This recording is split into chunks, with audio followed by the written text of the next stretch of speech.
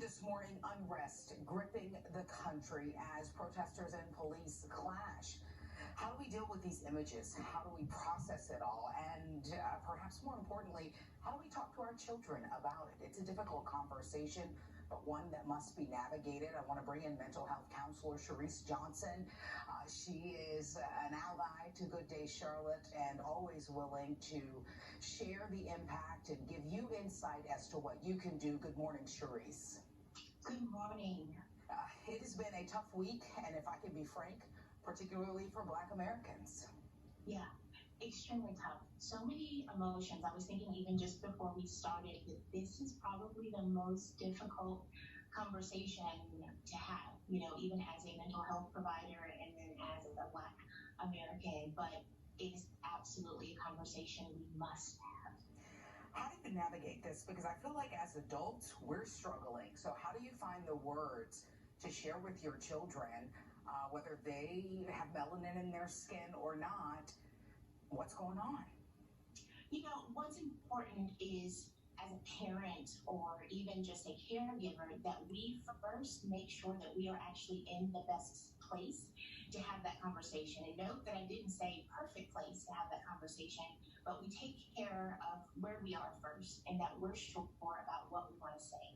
Also, please recognize that your children at any age are old enough to begin having this conversation, whether that is through reading with your child a book that talks and speaks about diverse stories and has diverse faces.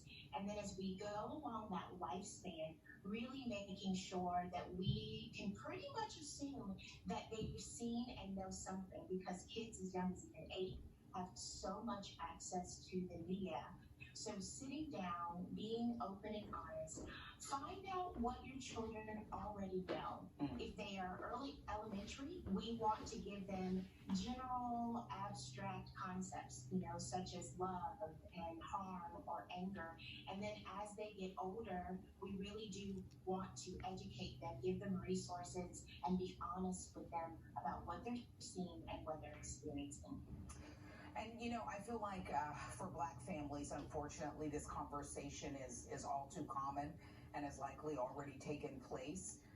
For families that are not Black, what do you suggest for them? Because I know from friends, coworkers, neighbors who have reached out to me, they're struggling with what they say to their children about this as well. Yeah. Well, what I would say first and foremost is don't be afraid to have the conversation, and don't be afraid to mess up. I believe part of the fear is we want to say it perfectly and we want to say it right.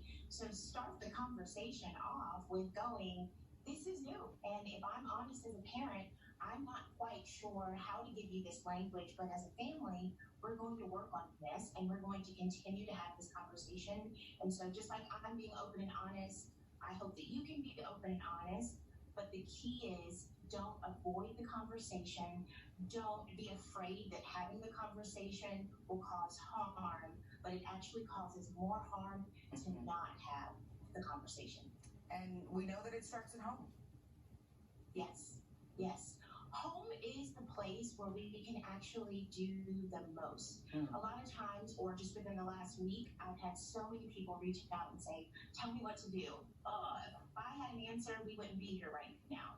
But at the end of the day, home is where we have the most influence. So it's staying connected to the hearts and minds of your children. And one of the other key pieces for people that aren't of color is do life with diverse families. That will cover so much ground and so much understanding, because then situations don't become threatening because they're new and inexperienced, but there's a level of comfort there because you aren't coming into a situation with so many assumptions. So that's definitely my encouragement to those that are listening, is to take inventory of your life.